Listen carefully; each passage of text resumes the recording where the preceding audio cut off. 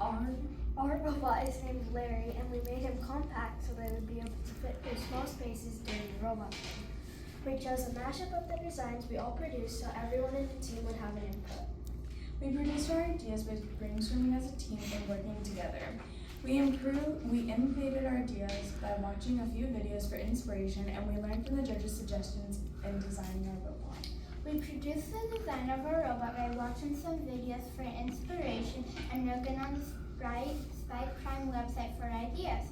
We also split our team in half and made 2 different robots, and after testing we decided which one was more efficient. We decided to use gyro sensors because while coding our robot, we noticed the robot would not move in a straight line, and that would mess up our mission. Also, while building our robot, we made sure to test it multiple times so it would be reliable at competition. We also built many attachments that can be used for multiple missions, so we don't have to keep swapping attachments during the robot game. We also designed our attachments to be easy to take on and off. Some of the attachments we used were a krill collection basket, an arm, an attachment for the whale, and an open basket to do anglerfish and collect krill, coral, and water samples. We chose our cradle design to be easy aligned so it would be simple to anybody who's using it to set the robot off. Also, we designed the cradle to be compatible with the map from the robot board to follow for a more reliable mission. While coding our robot, we tested our code multiple times to ensure that our code would be reliable and work well at competition. We worked together while coding the robot. As we worked together, we had one person coding the robot and one person setting it off, so we would have max efficiency for the robot. To ensure our code is saved properly and that we don't lose it, we downloaded all of it to a computer and a USB drive. We also made sure that everyone in the team knew how to save the code to the USB drive in case somebody left early.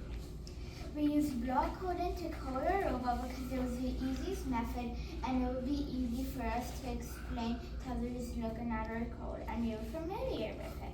We used Spike Prime coding software to code our robot. We used rotations to code our robot because we felt that rotations would be more accurate than engines or other units of measurement. Also, we thought rotations would be an easier option to code with. On our robot, we decided not to use casters after talking to our older team members. Instead, we used a wheel-type piece that mimics the motion of a third wheel for balance. One of the problems we faced with our robot was when we put the collection basket low, it touched the map before the caster, and when we raised it up, it missed the objects. In the future, we plan to make our robot a little bit sturdier and to improve our attachments by making it easier to get on and off. We would do this to allow a smoother and more reliable robot. In the future, we would also like to learn more about sensors. During scrimmage, we did not get much feedback, so we just learned from some of the mistakes that we made while running the robot at scrimmage and changed our robot accordingly. We picked the missions based on the number of points and how long it would take us to code, and also how long it would take us to complete during the robot game. To ensure that all of our missions were reliable during competition, we used a success log to make sure all of our missions worked 3 out of 3 times to be successful at competition. Thanks for listening.